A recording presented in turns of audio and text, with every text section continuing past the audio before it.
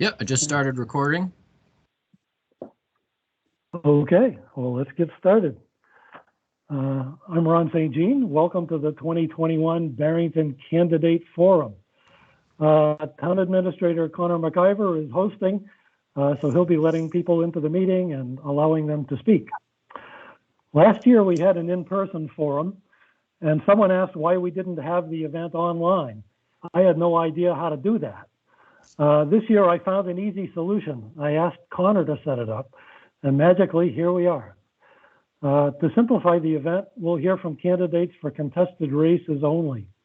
From now until 7:45, we'll feature candidates for school board. From 7:45 to 8:30, we'll feature candidates for select board.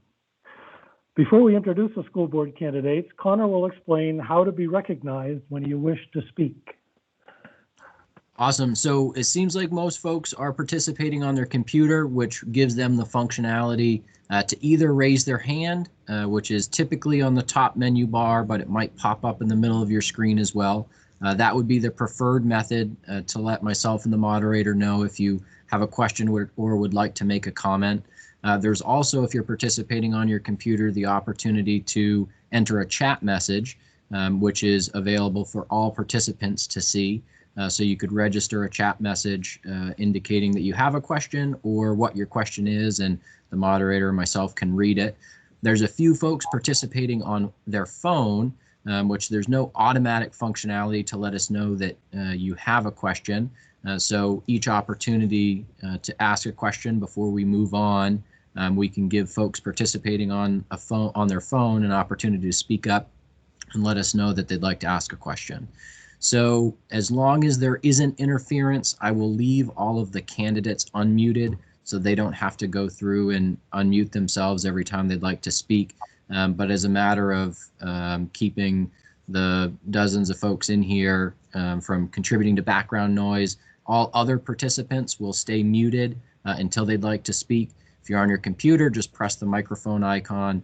If you're participating over your phone, you press *6 to unmute yourself. So it's not the mute button on your phone, but you have to press *6 and an automated message will let you know that you're unmuted. So I imagine most folks are pretty familiar with these virtual programs now, virtual meeting programs. But if anybody has questions, happy to answer them for you now or turn it back over to the moderator to carry on. Well, questions, if you're on a Mac, as I am, the hand to raise is down near the bottom, just to the left of center. So it's kind of the opposite of everybody else. Okay, are we ready to go? I think we are. All right, there are 3 candidates for 2 school board positions: Dave Gibson, Tim Hatfield, and Stephanie Mccosker. Each candidate will have the opportunity for a 3-minute opening statement. We'll then take questions from the audience. Please identify yourself and indicate whether your question is for a particular candidate or for all of the candidates. Candidates will then have 2 minutes for their answer. So we'll start with opening statements with Dave Gibson, because he's so good at it. I wouldn't say that. First of all, yeah, thank you again for pulling this together, Ron. For folks who don't know, this this tradition goes back long before Mr. St. Jean was our town moderator, and it has always been well attended. And I'm really glad to see that the tradition has continued yet again this year, albeit in a virtual environment. And you haven't crashed the system yet, which is always a good thing. So just by way of introduction, my name's Dave Gibson. I live obviously here in Barrington. I'm finishing up my fourth term as a school board member. Prior to that, I was the town treasurer for one term. My now wife, then fiance, moved into Barrington in 1999. We had plans of buying a fixer-upper, spending a couple of years here while we were figuring out what it was like to be an adult, and then promptly move on to bigger and better things. Well, we're now 21 years into it, and we're still here. The house still needs a tremendous amount of work, and we have 2 daughters who are sophomore and junior in high school. And, we're proud, we're proud of our decision to stay here, and we're more proud of our decision to have our kids start and go through the Barrington school system. My involvement started with Barrington when my oldest daughter, I believe, was in kindergarten. My wife, Kim, who's active in the town, said, we really should participate more in school board issues. And I agreed with her, not knowing that was really code for you're running for school board next year. So you're going to be the one who's doing that. And that's what I did. And I haven't really looked back since. Since I've been on the board, I've been really proud to be part of the leadership teams that brought us the Early Childhood Learning Center, full day kindergarten, school choice, high school school choice, that is, energy efficiency and updating modernization programs, facilities revitalization, curriculum updating, and a whole host of just a number of really small day-to-day issues that I think have helped improve the district and, keep it operating. Most remarkably, not only have we done that, but we've managed to, keep our budget under control relative to our neighboring towns. And we've continued to try to narrow the gap between, the compensation that our most valuable asset or our educators have versus, the compensation that others are getting in nearby towns. So we've been able to narrow that gap quite a bit. Okay, time's up. Time's up, Dave. What's that? Time's up. Beeper. I'm done. I'm out. Okay. You'll get more opportunity. Tim Hatfield. All right. I promise I won't run the full 3 minutes. Thank you for the opportunity to speak here today. My name's Tim Hatfield. I've lived in Barrington with my wife and 3 children for the past 13 years. I grew up just down the road, or just down 125 in Gonick. So while I'm relatively new to owning in Barrington, I feel like I've been a part of the community kind of my whole life. My 3 kids, my oldest is a junior at Oyster River. My second daughter is at the middle school now and will probably be moving on to Oyster River next year. And then I have a little guy as well who will be starting with the ECLC in a year or 2, depending on if he starts with the early program or waits for kindergarten. So I'll be here for a while. Let's see. I've been a member of the school board for the past 7 years. It'll be 10 if I'm reelected again, if I'm lucky enough to be reelected. And that kind of scares me because time goes way too quickly. I feel like it's my first year still, and somehow 7 years went by. It's been a very challenging year. Obviously, there's none of us that ran had any expectation that this is what we'd be dealing with. I'm very proud of the way the people in the building specifically have all stepped up and really rose to this occasion. And even though our part is small, I'm proud to have been a part of it, even if it is, pales in comparison to what they've been able to do. I really want to stick with it and see this through. I'm hoping, I'll be fortunate enough to be reelected and continue to do my small part to support this community. Thanks. Okay. You're right. You were quick. Okay. Stephanie Mccosker, welcome. Hello. You have to unmute yourself, Stephanie, I think. All right. There you go. Can you hear me now? Yeah. Okay. So my name is Stephanie. I have been a Barrington resident for 4 years. I have 2 children. Piper is 6, and she is in 1st grade at the elementary school in Barrington. Jack is just 3, but he looks forward to going to the ECLC when he is in kindergarten. I grew up in Madbury, and I went to the Oyster River School District and graduated in 2005. I then attended at the University of New Hampshire for psychology. And after I did that, I continued on in my education in the early childhood field. And with that education, I am now currently the executive director of Kids Culture Childcare. We have 3 locations and we serve over 260 families. Our newest center that we just opened up this past year is in Barrington, which I was really happy to kind of bring it to my home area and serve this community. And so all of our centers have remained open through the COVID pandemic. We've been on the forefront of navigating through it. And I'm also on the Governor's Task Force Subcommittee for Child Care Centers and attend the weekly educational Zooms in regard to COVID with Dr. Chan, which has been very informative and keeps us well in the loop. And then, so the reason I want to be on the school board is, for me, children and families come first. And I've definitely learned that in the childcare field, kids come from so many different backgrounds and they face so many challenges. And the school system, when they reach this age is where they spend the majority of their day. It'll play a critical role in their well-being and development. And on top of that, I've always been a leader. I've had an ability to assess and make decisions, especially in educational settings, that would help the children, that it pertains to most. I'm open-minded, willing to hear out opinions and ideas. My goals for the school board are to come in with a fresh set of eyes, ideas, and ambitions.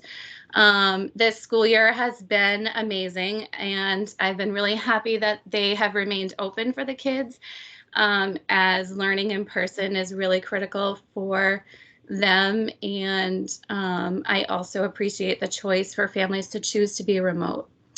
So I want to make a difference, make positive changes, and bring the voice of the families to the forefront of the decisions that are made for the district. Creating relationships with families and children are another one of my strong points, and I find super important in knowing exactly the needs of the community and the children in schools. I've been able to do this. Time's up. Okay, all right. You can add the rest to the answer to some question. Thank you. Good start, everybody. Do we have any questions out there? Friendly reminder, just raise your hand or drop a comment. I see 3, Mr. St. Jean. Karen Town was first. Okay. Okay, well, this isn't Karen. She is in the room with me. I'm using That's a her disappointment. I'll get a signed waiver later. So this question is really for Stephanie. Given your background working with over 200 kids, how would you see that translating into a public school setting? So that would translate into the public school setting because I'm able to build relationships with families and children. I know what these families are looking for. I'm able to really relate to their kids and relate to the parents, especially having young kids myself, which is really, really important to me, being involved in their schooling, which is, part of why I went into the early educational field, and now I'm kind of branching out into school age. And I've seen so much. I've seen so many kids from different backgrounds, and it just breaks your heart where some of them come from. So being able to make a difference and be a voice for them, using a holistic approach to caring for these kids and giving them a great education and background is so important. And then when you build the relationships with the families, you're giving them transparency between the school board and themselves, you can really have their voices be heard and make a difference for them. Thank you. You're welcome. Next, I have Thanks, Matt. Jackie. Good evening. Thank you for doing this. Jackie Silly, and so I have a question for all of you, and hopefully it can be brief, but my question is this: as somebody with 13 grandkids in a variety of school settings, it's been interesting to see and try to understand why the schools they go to have made the decisions they have about staying open, having the kids go 2 days a week, having the kids go 5 days a week, or doing remote learning. As you probably heard, I think it was just today, the governor passed an executive order that said all schools would be open 5 days a week. I'm proud of Barrington for what it did, but within that executive order, they said, he said, well, if you have to close for a day or two, I have some concerns about that. I wonder how you feel about it. Okay, we'll start with Tim for the answers. Sure. So I haven't had a chance to really dig into it, but obviously I'm happy that for the kids that want to be able to go back to school, they're going to have that opportunity to do so. At the same time, I have concerns. Whenever we see that a broad brush applied, where everyone is mandated really to do something, we need to make sure that all the schools are fully prepared. Like I said, I just barely browsed that, but it seems as though they're asking people to put this plan into effect within a very short time period, right? The majority of the schools in New Hampshire right now are on break for the week, and they're expected to go back, I believe it's the first week of March. So while the schools have certainly had plenty of time to deal with it, many of them most likely have legitimate concerns and that need to be addressed before they can reopen. Like I said, with Barrington, we've been offering this for quite some time now. We're comfortable with it. For us, it's good. For other places, I have concerns. Typically, whenever we see these types of things, you get the headline, which is, great for the kids that want to go back. They'll have the opportunity to do so. But somewhere in that stack of what they're applying, broadly to every school is about 20 things they haven't thought through. And we need to make sure those things aren't going to impact us. One of the things you brought up was you can close for a day or two. Is there something in there specifically which says guidelines on how we're supposed to reopen? We've been successful in our district in the way we've handled it. And we want to make sure nothing in that fine print is going to work against the success we've had. So I certainly have concerns, although, I do see it as a positive thing for those that want to go back. It kind of prevents that paralysis that sometimes sets in when you, for some places, they've wanted to take that step forward, but they're afraid to because of where they've been, So I think this will push some of those in the right direction, but I am afraid of the broad brush. Thanks, Tim. Stephanie, would you like to comment on that? Yes. So I definitely look forward to the opportunity for schools to open and be encouraged to open, if only for a couple days a week. I believe the guidance right now is that they just have to be open for at least 2 days, which I'm guessing will aid to their hybrid type model. But we've also been caring for school-age children who are doing remote learning, and they come to our program, and it's nice and it's great and they are learning, but there's nothing like being in school. I think, fear of the unknown is a huge role in why some of the schools didn't open and why they haven't opened yet. But I know some of them have been preparing for a while to go on this course of being open. So I don't think this comes as too much of a surprise to them that they have to now be open at least 2 days a week within a couple of weeks. March 8th is their date that they have to be at least 2 days in school by. So they do not have a lot of time, but I think that they and hope that they have been preparing for it. And I, of course, encourage Barrington to stay open 5 days. Thank you. Dave, would you like to comment? Yeah, I won't cover ground that's already been covered by Stephanie and Tim, but I'll say this. I do, at a high level, I do applaud, the governor's, desire to see kids back in a school setting. With regards to the mandate, I think that's a little trickier in the sense that, every district is unique. They have unique populations, they have unique facilities, they have unique, advantages and obstacles. I do hope that the executive order provides an incentive for those folks who have a plan that have not executed on a plan to move forward. And, I hope that the order, also, really provides the necessary incentive for districts that have not put time and energy and thought into an in-school plan to do just that. Barrington, while we started in person in September full time, 5 days or whatever you want to call it, the reality is that there was a tremendous amount of planning and data collection that went on in the months prior that got us to that point. So, like I said, I'm happy that the governor supports in-person education. I do hope that the districts use this time to really think through their implementation and, hopefully can pull it together, in time. Thank you. Jackie, did that answer your question? It did. Thank you. Next, Okay. I have Ken Grossman. All right. Hi, Ken.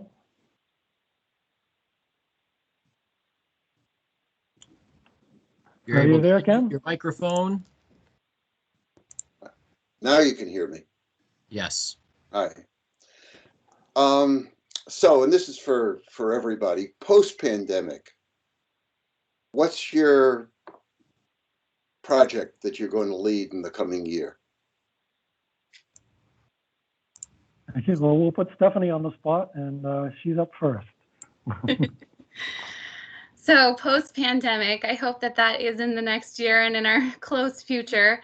Some of the things on my radar is staying on top of the HB 20 bill that is currently tabled now, but will come up again, and making sure that we are on the forefront of that.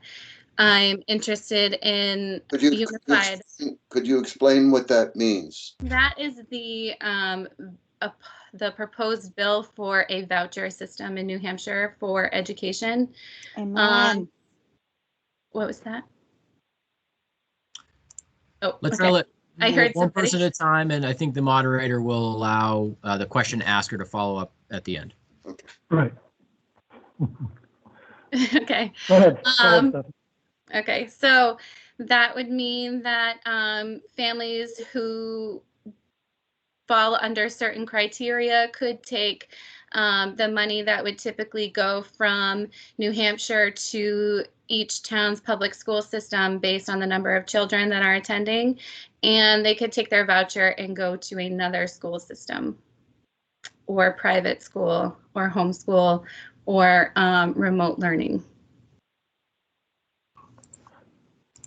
Okay, Dave. Kind of would you the like to outline speak of on this? that. Another thing is Wait a minute. Okay. okay, I so thought you were social done. emotional learning in our schools, unified arts at the early childhood learning center, and improved lunch services at our ECLC also. Okay, thanks, Stephanie. We'll move on to David. So this is, Ken, you're asking about initiatives for next year. So, post-pandemic, I think the first thing to do is take a look at what we've learned. And, while this has not been, an ideal year, the reality is that we've learned quite a bit. First of all, from a tactical standpoint, we've learned, how robust and how full some online capabilities are, both from a curriculum standpoint and from a, to some extent, a social emotional standpoint. And second of all, we've learned how important it is to have, in-person contact, in-person education. So really, when you take a look at what you've learned, in the last year and how you apply it going forward, I would say this: how do we take all of the advancements and memorialization of technology that we've really come to master in the last 12 months? How do we use that to help kids going forward? So if you're thinking about Barrington, a personal priority of mine is to help improve, our results as it relates to math and science.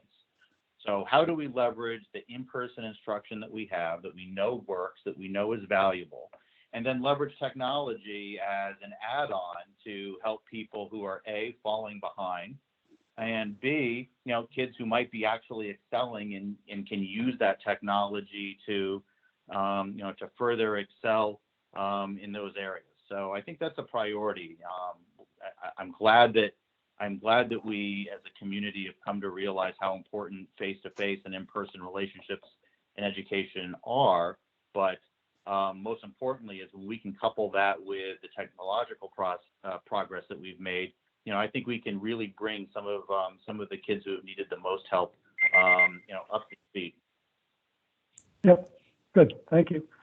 Okay, Ken, was your question answered? Mr. Hatfield? Tim.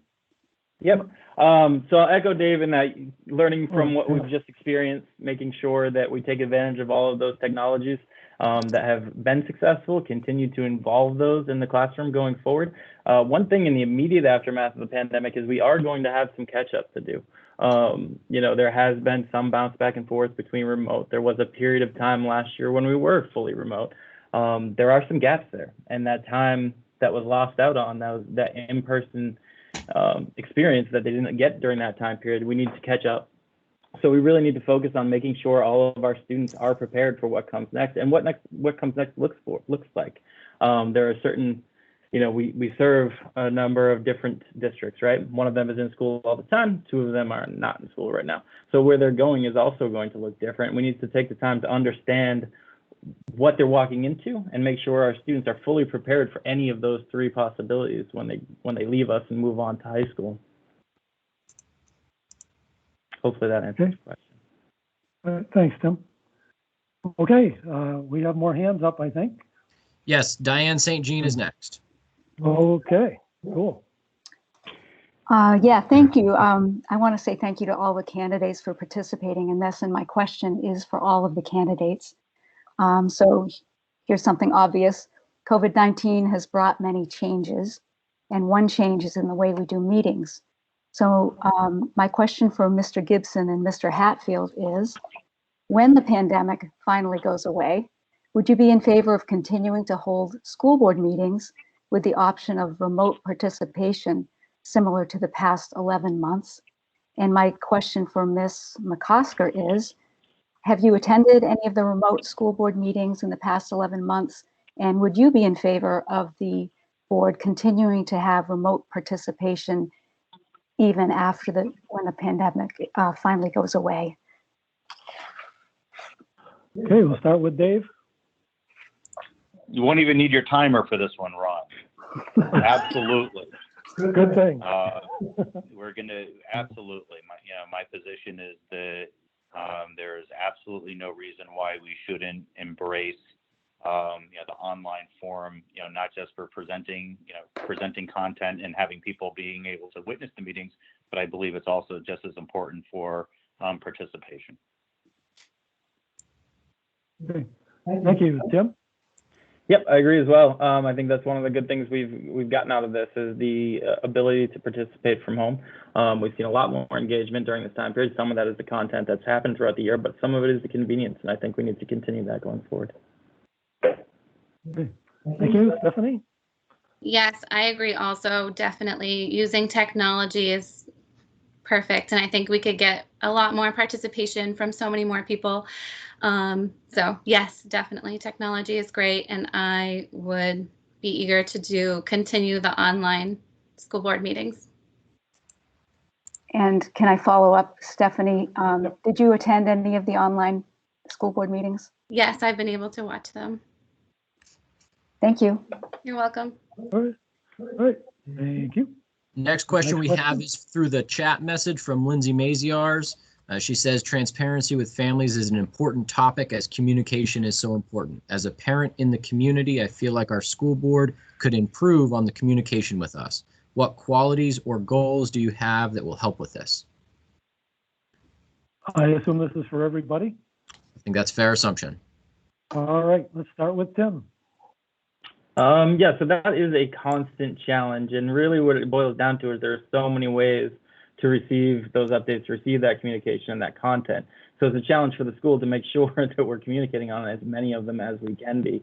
One of the things we did recently that I think has made significant progress is redoing our website a few, 2 years ago, 3 years ago? I believe it was 3 years ago, and trying to make sure that information remains consistent.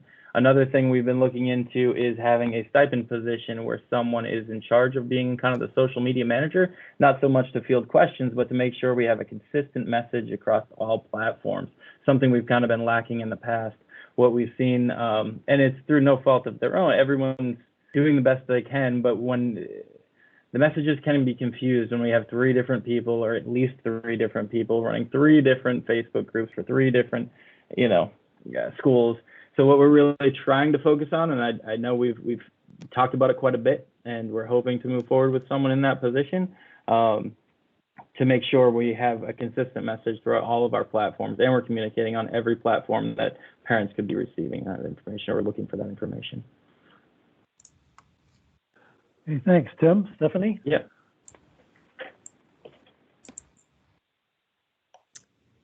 I think my experience working directly with children and families and young parents, and then including school age this year with our new virtual learning, definitely gives me the ability to be able to communicate effectively with our community and the children, and be able to involve them more in our school board decisions and discussions, and make them feel like their voices are heard. Thank you. Dave? Yeah, so, I think one of the lessons learned, at least, in my tenure on the board, is that, communication platforms can't be static. And, in order to be an effective, an effective communicator, whether you're a board or a district, is, not just making sure that the information is available, but you're constantly adapting to how information is being distributed. So whether it's being pushed to the public, or whether or not it's there in a repository for the public to be able to access it. And that's a tricky balance. And I'll say that, while there's a lot of work that still needs to be done, I think that we've come a long way. I think the pandemic certainly has given us a lot of opportunity to define and refine, some of the tools that we have available, whether it's Facebook or Power School. That's the annoying machine that calls all of you 3 or 4 times a day. But more importantly, I think the board's commitment to this evolution and this ongoing process was really embodied last year or earlier this year, when we actually formalized the communications committee. And that committee is made up of, school board members, staff members from the school, parents, people in the community. So we're getting a lot of different perspectives, a lot of different ideas. One of our board members is, very adept at social media as an example, and infographics. She's been incredibly helpful. So, I think it's, what's the most important thing is that, we recognize that we have to continue to adapt and modify how we communicate with both, parents and families, but also the community at large. Thank you, Dave. Okay, on that question, we shall move to the next one. There was one chat back and forth. I just want to make sure it's entered into the public record. Mr. Manshrek asked, is Stephanie saying she's in favor of HB 20? And Ms. Mccosker said, I'm in opposition to HB 20. I don't know if we need any additional dialogue on that, but that was in the chat. Okay, that sounds good. Great. And there's one additional hand up at this time with Karen Town. Okay. Go ahead. Which one are you? Okay. Thanks, Ron. Thanks, Connor. Thanks to the 3 candidates for being here tonight. This next question has to do with school funding. As everybody knows, the whole piece of our tax bill, a big piece of our tax bill, has to go with school funding.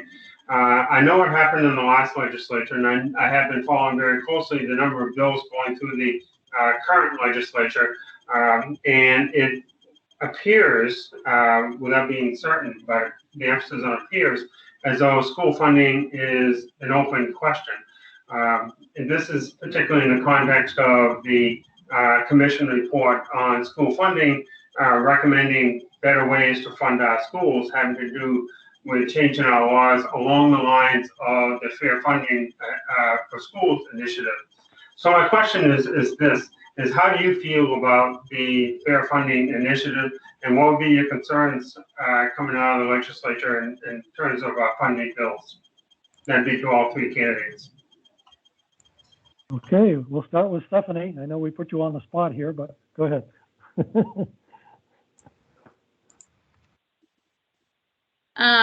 So I think that fair funding in school systems is something that is definitely important. I mean, there's clear differences between geographical locations and how well the schools are able to be ran in terms of materials, supplies, you know, and curricular activities, everything that can be offered to children to help with their goals of being successful later in life. And some of these can't be helped because some areas are less populated. So of course, less taxpayer dollars means less money going into the school. Also including the number of children in the school. The state of New Hampshire gives a certain amount of money for each child who attends in your school district. So if your population is low, then your funding will be low. And some kids really suffer in this sense. So fair funding is definitely important in each school district. And I'm definitely looking forward to learning more about it, helping be a voice for it, and making sure that we can successfully implement that in Barrington. Okay, thank you. Dave, you're up. Okay, that's a pretty broad question and a good one, you know, nonetheless. You know, I'm going to sort of answer it at a broad level. So, you know, listen, the notion of school funding in New Hampshire goes back, I mean, to the Claremont decision. It's never really been memorialized. You know, certainly there are a number of groups that, you know, that have proposed, you know, a number of different vehicles in which to fund schooling, education here in New Hampshire. And to Stephanie's point, you know, the fairness of that to some extent varies dramatically based on, you know, socioeconomics of the town as well as geography. But, you know, the three items that I think about when it comes to school funding, regardless of what the proposal is A, consistency, B, certainty, and C, control. So, you know, while there's been a lot of different, you know, things that have popped up, whether it's been at the state level or at the federal level, you know, with regards to funding, at the end of the day, our responsibility is to make sure that the kids in Barrington have access to education, programming, and staff. And, you know, that really relies on Barrington being able to remain in control of their destiny, first and foremost.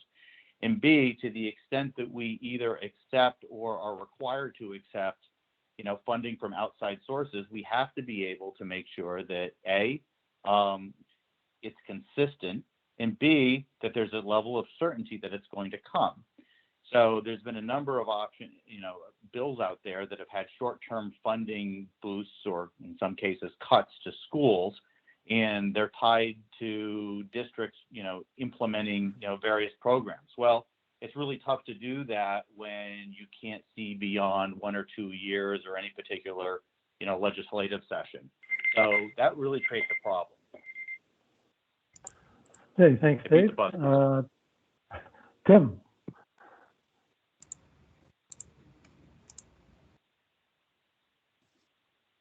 Mr. Hatfield, unmute yourself. All right.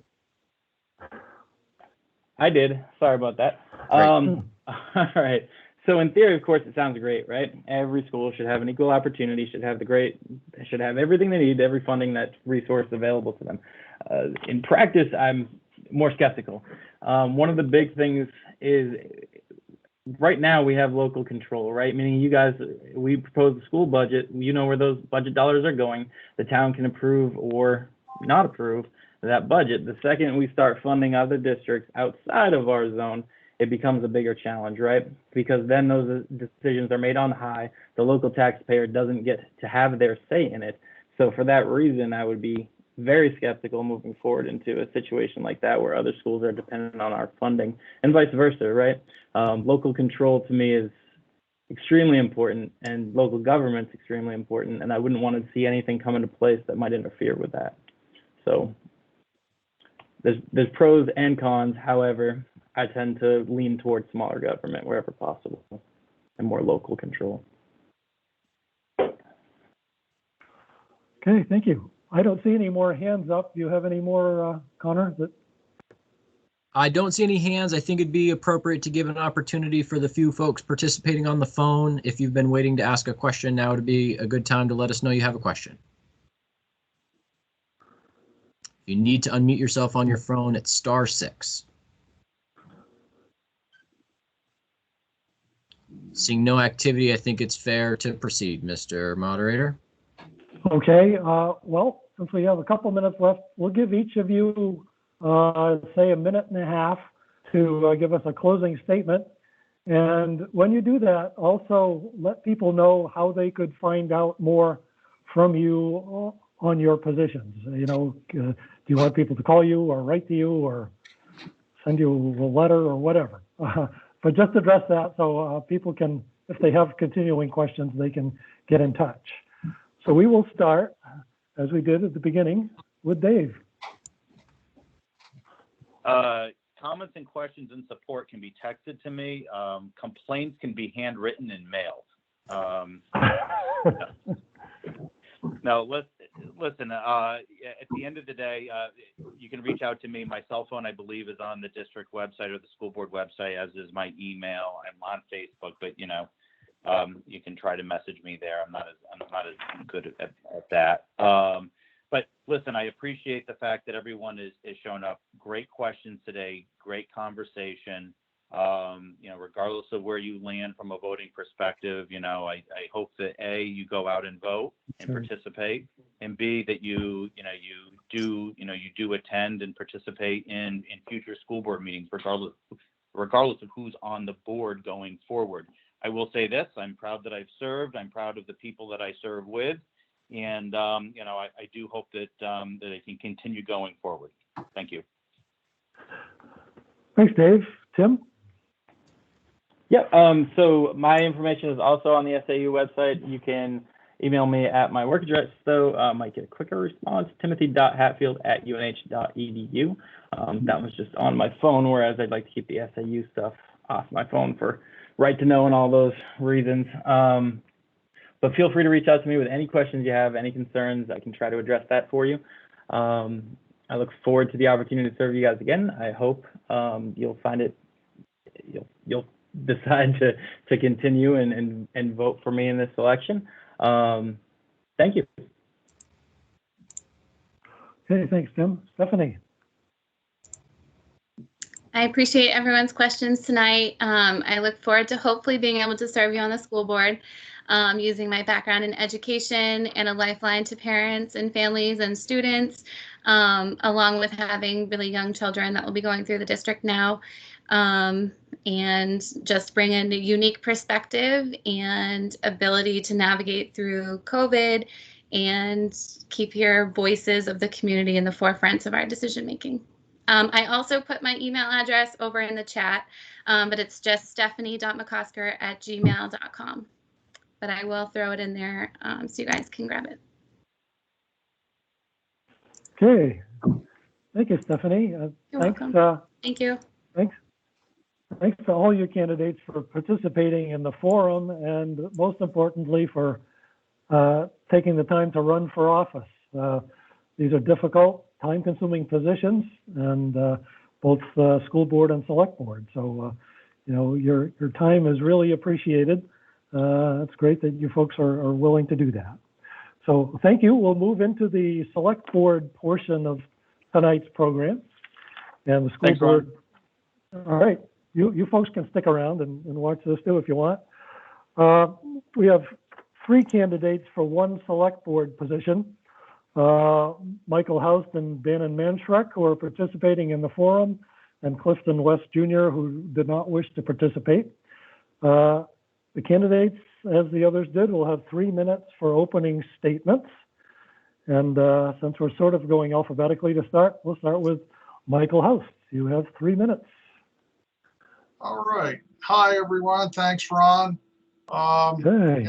As he said, my name's Michael Houst. I'm running for position select board member. A little background on me for those who might not know me. I hold a bachelor's degree in computer information systems and a master's degree in management. I'm retired military, 22 years in the Air Force, Gulf War vet. I've been a New Hampshire resident since 1985 and a resident here in Barrington since the year 2000. I've been married for over 35 years to my wife, Kata, and I've raised 2 children here in Barrington. I've been a chairperson for the Barrington Boy Scout Troop 358 and a merit badge counselor. I'm currently the secretary for the United States Fencing Association Northeast Division, and I'm also a competitive fencer. I'm currently employed by Exeter Hospital in their quality department as a database administrator and a statistical analyst. So why am I running? Biggest reasons because they asked me to. I'm known for being rather fiscally frugal, and I'm also known for being somebody who's, if it's not broke, don't fix it. And if it is broke, fix it the best you can. So when they asked, I said yes. And then the guy went and called me up, said, great, you've got 45 minutes to get over to the town clerk's office and register. So then a bunch of people have come up to me since then, and they said they're glad I'm running. And, it's like, why? Maybe they know I'm concerned about personal property rights. We want people to be able to do what they want with their property within zoning regulations, but otherwise with minimal interference from the town. Maybe it's because we understand that the more regulations there are, the more personal rights are eroded.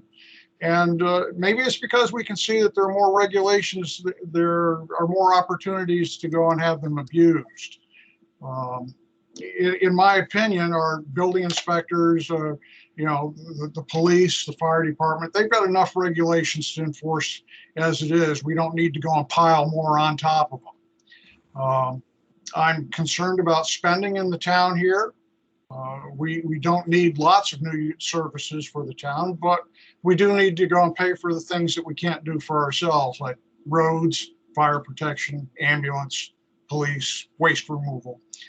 We want to retain good people, and we want to make sure that they have all the tools that they need to do their jobs. I'm not advocating we throw out the entire rule book, and I'm the last person you'd want to go and see as an anarchist, but I think we can do better, and I'm asking you to vote for me so that we can all do better. Thank you. You must have a stopwatch there, Michael. That was right on time. Very well. Denon.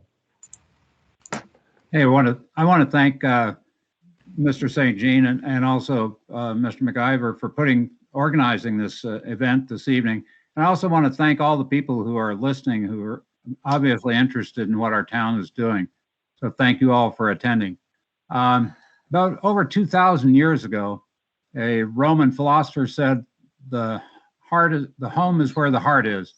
I think that's a sentiment that's managed to be sustained throughout the centuries, and especially in this last year of COVID pandemic.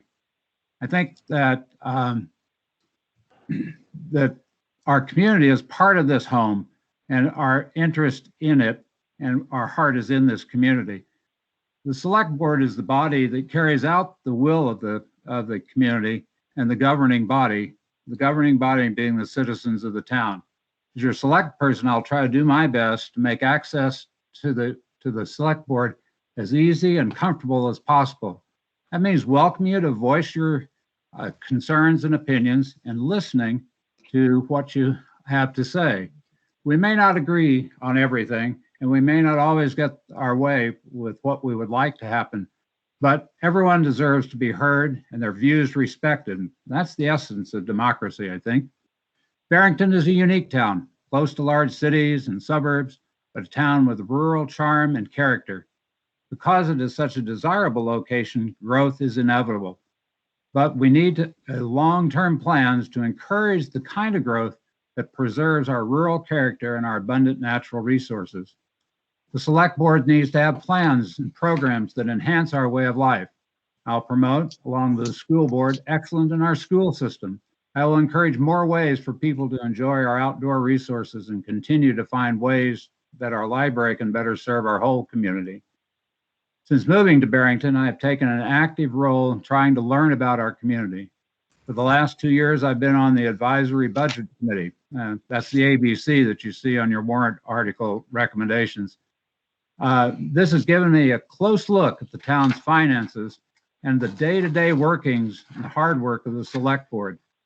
I bring to this position a wide range of other experience as a leader and in organizations small and large. As a leader, I commanded soldiers in combat in Vietnam, both indigenous Cambodian and Montagnards and Special Forces, and also American paratroopers as a company commander. As a civilian, I was the regional chair of the Department of Family and Community Medicine in Texas Tech University. I've worked in organizations as small and simple as my kids' school in Virginia, up to one as large and complex as the organization of the Joint Chiefs of Staff at the Pentagon. I have a 20-year career as a family physician, serving in places in rural areas as well as towns. I'll talk to you later. Thanks, Dan. It looked like Matt Town's hand was up first, I think. Is that who you have, Connor? Yes. Okay, go ahead, Matt. Okay, thank you very much. I appreciate both candidates being here tonight. This question is directed to Michael Host. I get your antipathy towards more regulations. You seem to sort of land on that. Given that Barrington has more than 50 bodies of water here in town, and no regulations that I'm aware of, since I live on a lake here in town, having to do with controlling milfoil or monitoring or control of boat ramps and things that would bring milfoil to lakes, or excuse me. How do you reconcile your desire to stay away from regulations to monitoring and controlling the 50 bodies of water that we have here in town? Okay, Michael, you have 2 minutes to answer that. Okay, so, as far as I know with milfoil control, that's pretty much handled by the Swains Lake Association. I know that they go and they put, no, okay. I know that they've gone and they've asked for volunteers in the past to come out there and sit at the boat ramp to go and check boats coming in and out. So that's, the extent of anything that I know on milfoil control. Other than that, it's at the state level. Follow up, please. Yeah, go ahead, man. Okay. The state does have a program, and their program is manned by one person, Amy Smagula. She's come down to our lake a number of times at our invitation to teach us about our own, what we can do to control milfoil here. But we necessarily need the assistance of the town to help control some of these in terms of a boat ramp, particularly on my lake here in Ayers Lake. But it has to do with other bodies of water as well. So the state has taken a very hands-off approach to this. And aside from the valiant efforts of Amy Smagula, virtually nothing else is being done. And, this has been brought before the select board at least 2 or 3 times that I'm aware of, and really not a lot has been done. So I'm trying to get my head around your antipathy towards the regulations to trying to control this very real hazard in our town. How do you reconcile those? Hey, Mike, you want to continue? I really can't reconcile them at the moment. When you have volunteers going and doing a job, you can't force them to go and do it. And if you want to go and add regulations, then you're going to go and you're going to increase the costs. You're going to increase what you're expecting other people to go and do. When you're talking about milfoil, I know we're not talking about just Swains Pond, but we're talking about Mendham's Pond and Ayers Lake, Nippo Lake, the Isinglass River. All of those places are places that can go and be infected or infested with milfoil. How are you going to go and get enough people to go and do that other than with volunteers? I don't know, and I don't have an answer for that. Did that answer your question? Honestly, not really. It isn't really focused on the volunteers, and I don't want to make this go too far down this rabbit hole. But I'd be happy to talk with you about it in offline. But there are things that the town could do and has not done. So we can talk about that, but it doesn't entail necessarily some regulation, some sort of standard. So I'll drop it there and let the other folks have their questions. Okay, Dan, would you like to comment on that question?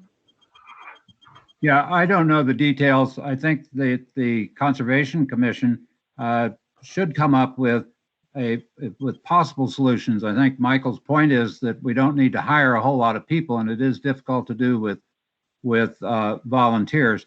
But I think that the volunteers could have a little better background if we did set some standards at this level.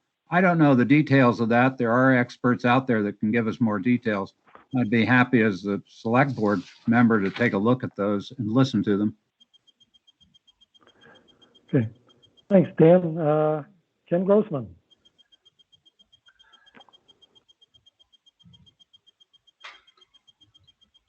You're muted, Ken. We can't hear you. I'm muted again. So Dan said the Conservation Commission to do something about that, and I happen to be chair of the Conservation Commission, so thanks a lot, Dan. We'll do another forum and get to that. But in the meantime, I'm going to throw a softball at both candidates. At least I think it's really a softball. You're running for a 3-year term, I believe. Is that right, Ron?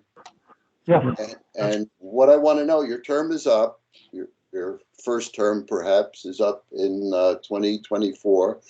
And I want to know, in that year, in March of 2024, how, because of you, is Barrington a better place to live?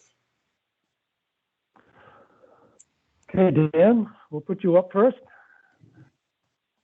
Okay, well, since I put you on the spot, Ken, you put me on the spot too.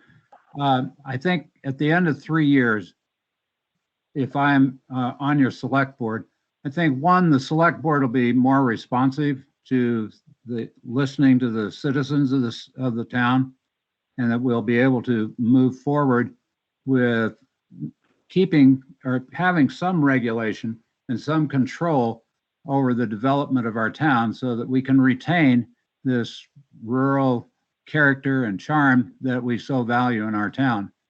I think we could also work with the school board to make sure that we continue this education, because the school board is the main actor in this, but the select board has a certain part of it. We also, as I had said earlier, I think we can have better access and enjoyment of the natural resources that we have in this community, and that we can protect our natural resources, especially our water, to make sure that stays as pure and as usable for everyone as it has been. Thanks. Thank you. Michael? Okay, at the end of 3 years, I'd like to be able to go and say that we haven't had any tax increases. That's not probably going to happen, but I'd like to go and say that I'm going to go and try to keep them as minimal as possible, and with as many services as we already have and may need in the future. And I don't think we really want to go and add too much more to that. After all, most of the things that the select board does is respond to the RSAs at the state and implement them here at the local level anyway. So. Okay. All right. That's it. Thank you. I have one comment question that came in over the comment from Paul Panish. Would the candidates comment on their positions on HB 544 regarding teaching of implicit bias in various organizations in New Hampshire? Okay, Michael, you'd be up first for this one. I'm not familiar with this particular bill other than the description that was attached to it. Implicit bias sounds to me like critical race theory. I may be, if I'm wrong, please correct me, but I am not a proponent of that. Okay, Dan? Yeah, I'm not familiar with the exact wording of the proposition as he stated, but I do believe there probably is implicit bias in a lot of what people do. I think that the training, we can actually train and try to reduce that in part of our critical services, particularly police. I think in our particular town that our police department does that quite well, and that training probably isn't necessary to go to a great deal of time and spend a great deal of effort to try to get rid of that implicit bias. Thank you. Thank you. Who do you have next, Connor? Carolyn Robbins. Okay, Carolyn, go ahead. Okay, so I have what might turn out to sound like kind of a silly question, but an important point for me to bring out when it comes to electing any select board member from here into the future. So in the past, there was a specific select board member who chose not to participate in some of his duties as a select board member by refusing to vote for or against any of the articles put forth and give their opinion put forth in the town warrant articles last year. That select board member chose to also refuse to give any reason for not voting for or against any of the issues or articles, and was kind of stubborn and unpleasant about it. So I would just like to hear from both of the candidates that you, if elected, will participate in all of the duties expected of a select board member, including showing up at the meetings, doing your work, working with others on the select board, and actually, voting for and against articles that are put forth by the town, unlike one of the other select board members, who those of you who were at the meeting last year knew who it was. But I just want to make sure that you guys are willing to actually do your jobs if elected to the select board. Okay, Dan, what do you have to say about that? Yeah, I've actually been pretty close to watching what the select board does. And I know it's a lot of work and that there are sometimes controversies and people sometimes get angry about what is made. But that is the job of the select person.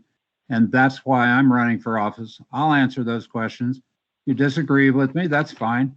I believe that there should be transparency in this so that you know what how I'm voting on issues that you may or may not agree with, but also that we'll be able to communicate in that way so that I can tell you my opinions and you can tell me yours.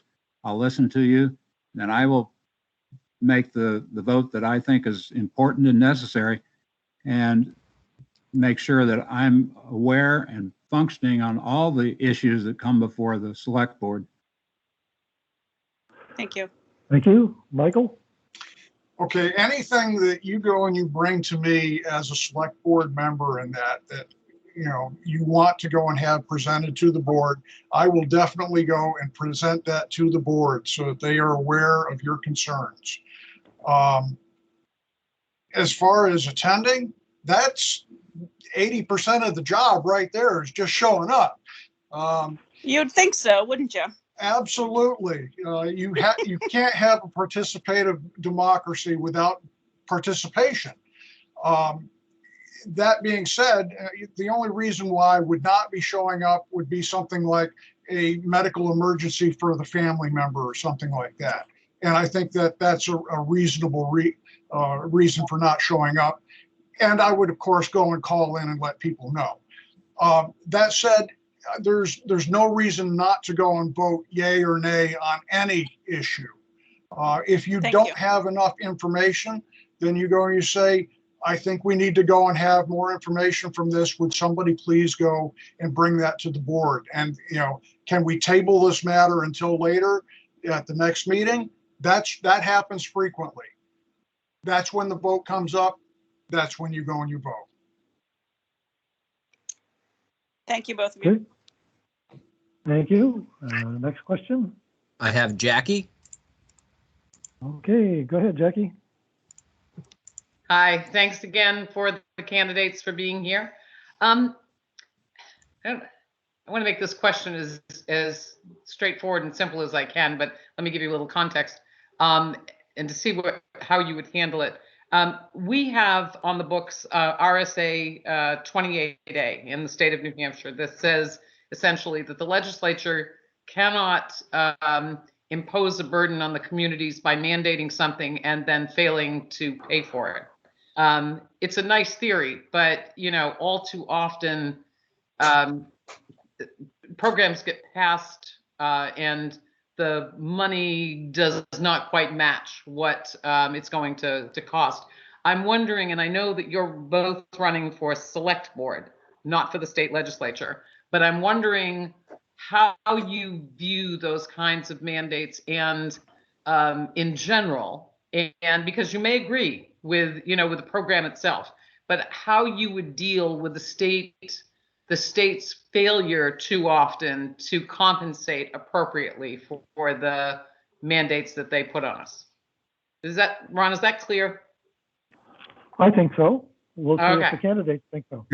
All right, Michael, you're up. That sounds to me like an unfunded or a underfunded mandate. For something like that, even from a personal standpoint, I'd be going and hammering on, Len Turcotte's door, going and saying, how come you're going and telling us we have to do this and you're not giving us the money for it? For locally, if this is something that the town wants, then we'll probably find some way to go and implement that even with the lower funding. It might not be complete, it might not be satisfactory, but it might be giving us at least partly in that direction. Now, if it's something that the town does not want, then we go and we tell the state, no, we can't do it. And if you're not going to go and fund it, put up or shut up. That's my position. Okay. All right, Dan. Well, actually, I think Michael and I agree pretty much on the same issue of unfunded mandates. I think in addition to our personal going to our representatives and our senator and our executive council members, we could also, as a body, a collection of the select board, send messages to our legislators. I think as a group, as a select board, that we would be able to have a little bit more say than just our individual things. So I think that we need, as a select board, to take positions on this and let our position as a select board, as the representatives of the governing body, that we should take that. And I think that will have, in addition to our individual talking to our legislators, I think that'll have a better impact, a larger impact to try to get these, as you called them, the unfunded mandates off our back. Thank you, Dan. Is Matt next? I have a couple of chat comments from participants. Susan asks, would the candidates share their position on the plans to construct a larger library? Okay, Dan, you're up first. I think that libraries are an important part of any rural community, and I think that our library has been a big part of our community up to this point. I think that perhaps we need to look and see what we want our library to be into the future. I think it probably should be a larger library, but it's an expensive proposition, and I think that the whole community needs to get behind a decision on what it is that the community wants as a library, and how the library, not only the physical part of the building, but what we want the library to be as part of our community. I think historically and that libraries have been important parts of this community, and libraries are important parts of every community. And I think a good library, one that responds to all the citizenry, will greatly enhance the way our community is perceived and into the future. Thank you. Michael? I've been to our library many, many times, and it is bursting at the seams. Yes, I do agree we need a bigger library to go and put things in. Whether or not we decide to go and make it into a semi-community center or something, that's up to the rest of the community. I've heard some very interesting, if not somewhat out of the box thinking on funding for it. I'm not sure if that would work or not. At least goes and seems to go and match on the paper. But again, it's whether or not you could go and get the rest of the town to go and agree with it. And that's what it basically comes down to, is going in and selling the library that you want to the people of the town so that they get behind it and actually fund it. I can do my best. I agree with that. We need the library, and they are very important to our education system, and they're very important to the rest of the town. Next question on chat is from Lindsay Maziars, and she asks, can Dan and Michael speak to how we keep our town a community and grow our infrastructure with the speed of the population growth occurring? Okay, Michael, you're first. Oh, infrastructure. Infrastructure is roads. Infrastructure is your fire department and your ambulance services and your waste removal.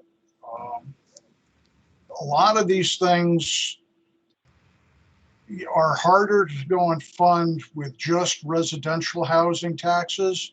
It's one of the reasons why we like to go and have businesses come in, because then we can go and get additional funding through those. You try to go and maintain a balance between those things. We get too much business in here, I think you're going to go and see our rural character disappear. Same thing with too many housing developments. I think that's very important that the zoning board and the planning board keep those ideas in mind. I know that those are part of our town vision and mission and value statements. All I can say is that, those are things that I will be cognizant of if and elected. So. Okay. Right. Do I get to talk? Yeah. Yep. I'm just losing track of where I am. Two names, Thanks, Ron. Go ahead, Dan. Appreciate it. Now, I think there are ways in which we can manage the growth of our town and still retain this character. We should encourage businesses to come in because, as Michael pointed out, they do pay significant taxes. But we can, by encouraging small businesses that reflect the nature of our community or the type of businesses that would reflect the type our community. I don't think we want big Walmarts in our town, but there are many, many, many small businesses that we could encourage to come into our town. I think we also need to be very careful that the zoning board and the planning commission should make sure that that even though we're going to have new housing developments in here, I don't think there's any way to prevent that they also respect our rural nature. They can limit the number of houses in a particular area. They can ensure that we have as much open space and undeveloped space in our developments that would also limit that. We can also do some things, I think, that might make our rural charm and character be enhanced. Good trails, and we can help and support trails. Can't do that, but we can certainly encourage that. There may be some transportation restrictions and some additions like adding bike paths to the area that might also help retain our rural character. At the same time, this inevitable growth can occur. Thank you, Dan. That's the next question. I have Karen Town. Okay, yeah, this is Matt. This question is for both candidates, but a little preface is necessary. Barrington has the second largest landmass in the state. And so with neighboring communities, Rochester, Dover, Madrid, Durham, Greenland, Portsmouth, essentially all being largely built out, not entirely, but largely. A lot of that further development on the very desirable place to live, the New Hampshire seacoast, is going to come our way. And so the planning that we need to do is 10, 15, 20 years out. Things like a community septic facility, a high school, two items that come to mind. We are also having a fair number of situations where rural activities such as backyard ranges are bumping up against neighbors who have settled there not knowing that that was going to be next door to them. So these kinds of issues are all going to get magnified in the next 15 years. So what we do now makes a difference. So my question to you is, what would you be thinking of now in terms of planning for the next 15 to 20 years, what Barrington is going to go through in terms of growth, which will be enormous? Okay, Dan, you're up first. Well, thank you, Matt and Ron. I think both Michael and I have talked a little bit about how we would retain our character here as we grow. There are some other things that I think are very important. One is a long-term plan. Long-term plans aren't 1, 2, 3 years. They're 5, 6, 10, 15-year plans. And I think if we can look at those and set those as goals, that this will help in our development as we're coming up. The idea of having restrictions on how much, or not restrictions, but encouraging and insisting that when a large property is developed, that much of it remains undeveloped. We can encourage things like having public transportation come here. I'm not sure why the coast bus doesn't come here, but we could encourage that sort of thing. There was a move many years ago, apparently, to develop a regional high school for the area. That seems to have gone away. It is expensive to send people to Oyster River and Dover and Co-Brown, but it is possible that as the population increases in this area, that we may be able to have a regional high school that would fit very nicely into our community and enhance the benefits and the enjoyment of this town. Thank you, Michael. Okay, I'm not a member of the Abnaki Nation, but if I remember correctly, they did their long-term planning as far as 7 generations out. I don't think that Barrington needs to go and be quite that thorough, but it's not a bad idea to go and think in those sort of terms, because Barrington's not going anywhere.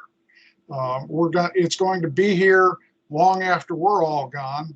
And it's going to be our children and our children's children that are going to go and have this as an inheritance. What kind of a place do you want to go and have it to go and be?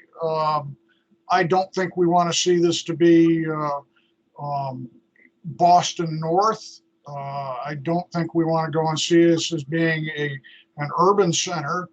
I think we want to go and see Barrington as continuing to be a rural location. And that means that we're going to go and have some conflict between people who come here from other locations expecting services that don't necessarily exist here because we're used to going and providing them ourselves, with what people here who already are doing things like raising goats and chickens, or perhaps going and working on a shop, banging on metal next door. These are things that I really hate to go and say that it's not really the responsibility of the town to go and enforce these, if there's any regulation to enforce at all. But it's up to the individuals to go and find some happy medium to live with each other. It's a give or take. It is being a good neighbor. So. Okay, thanks, Michael. Are there any more questions out there? We have a few more minutes. I have another chat message from Lindsay Maziars. Okay. She says, can you both share your experience in working with the select board as a resident in town? Have you been to meetings, served on committees, attended deliberative, participated, etc.? Okay, Michael, you're first on this one. Okay. I am not on any select board volunteers. My experience with select boards is basically attending them rather infrequently, and just listening to what's going on in the town. That's about it. Okay, Dan? Well, as I pointed out earlier, I am on the have been on the advisory budget committee for the last 2 years, and that requires meeting regularly with that group, but also passing on those views and recommendations to the select board. So I do attend the select board meetings, certainly during the budget season, every week, and frequently at other times as well. And I think I see how much hard work there is involved in this, and what sort of things that they talk about. Previously, I'd had experience working with other boards and understand how those things work with government. It's I think makes me very aware of how this system works. Thank you. Thanks, Dan. Okay, any more questions out there? I don't see any. I think we'll give an opportunity for, looks like one phone participant still at this point. If you'd like to offer a question, speak up. *6 to unmute yourself.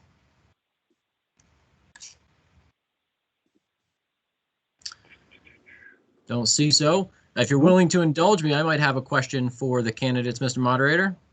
Why don't you? Go ahead. Fantastic. Connor McIver, 37 Brooks Road. Curious for both candidates, very simply, if you could identify one thing that, in your opinion, the town does well, and one thing you feel like the town needs to improve on, and you'd like to be a part of that improvement. Okay, Dan, go ahead.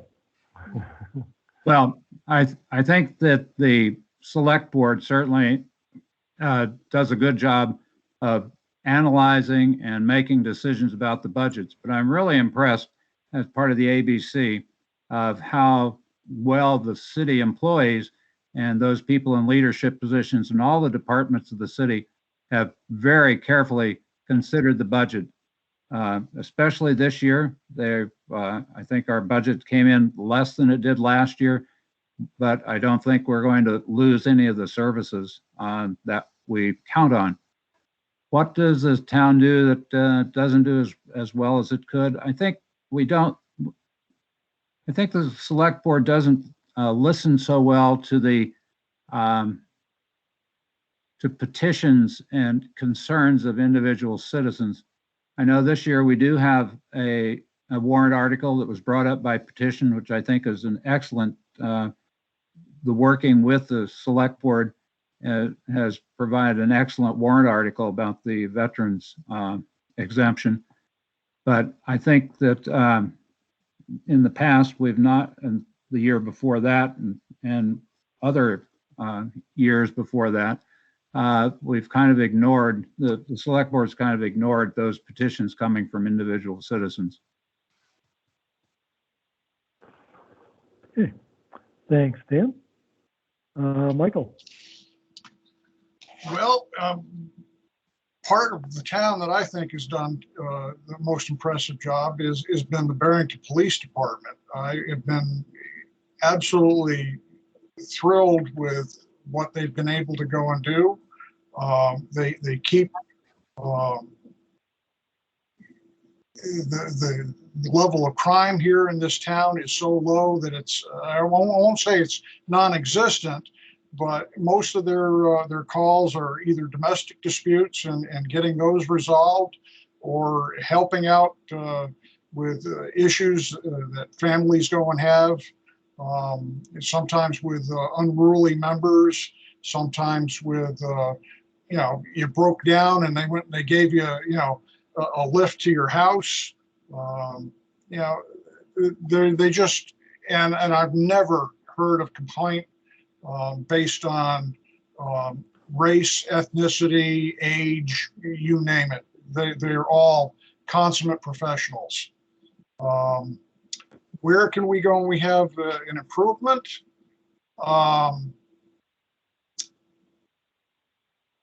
That's, well, one improvement I'd like to go and see is to actually have a town hall of our own. And I know that the state's been going and giving us problems with some of the permits, and hopefully we can go and push through that and get that taken care of in the near future. So. Great. Good. Mr. Moderator, there's Thank you, another Mike. question that came in over the chat. This one is from Julie Coleman. She says, when you speak of infrastructure, what about internet? Okay, Michael, why don't you address that? And let's leave this to 1 minute. We're getting close to our end time, so do a 1 minute response if you would. Most of Barrington, as far as I know, is running on Atlantic Broadband's cable as their internet service provider. There may be a couple of places up near the Rochester border that have Comcast. I don't know. It is important because obviously you can't participate in things like these forums or remote education without having a decent internet connection. What can we do to go and encourage those businesses to improve that?